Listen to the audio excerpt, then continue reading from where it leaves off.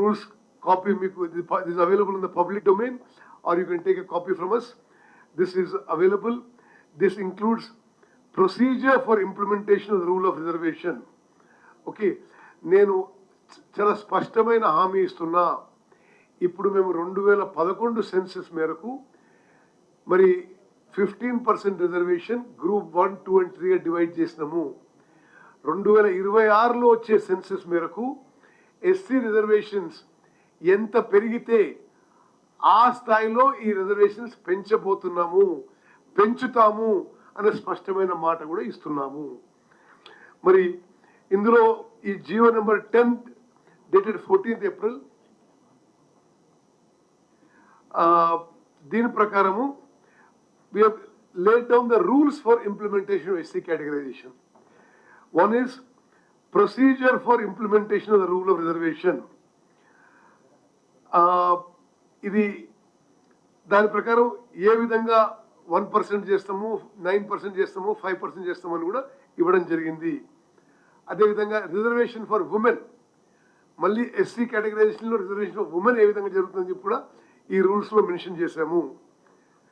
అదేవిధంగా if eligible candidates are not available ఏం procedure follow అని కూడా ఇందులో ఈ రూల్స్లో వివరించబడ్డది. ఏ విధంగా వేకెన్సీస్ క్యారీ ఫార్వర్డ్ అవుతాయి అది కూడా, అంటే అది నేను చదువుతాను మీకు.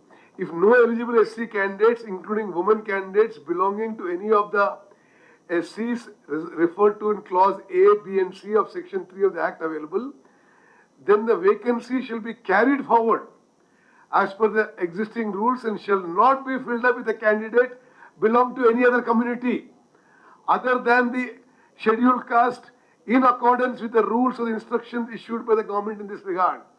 All vacancies will be carried forward. Adevidhanga, most important, non-applicability of the rules in public appointments admissions. మిత్రులారా, ఈ విషయం కూడా జాగ్రత్తగా వినాలి.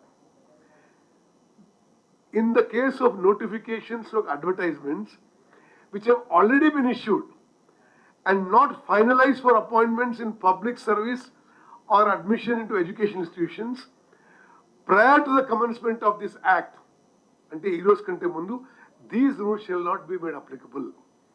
మేము స్పష్టంగా చెప్తున్నాం, 1st August నుంచి మేము నోటిఫికేషన్ ఇవ్వలేదు.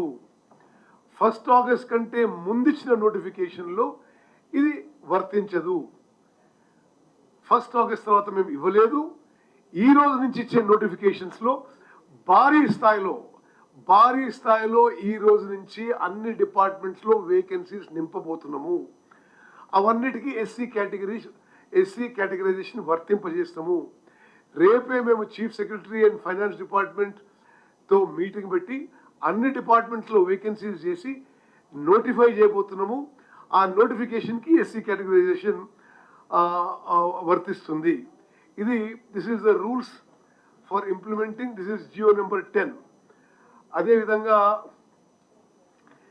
Next GO number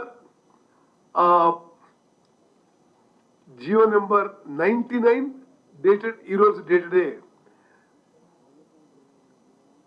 Then another notification issued as per this is, in exercise of the powers conferred by the proviso to Article 309 of the Constitution of India and all other powers hereunto enabling, the Governor of Telangana hereby makes the following amendments to Telangana State and Subordinate Service Rules 1996 issued in GOM number 436, General Administration Services D Department, dated 15th October 1996, and as amended subsequently from time to time.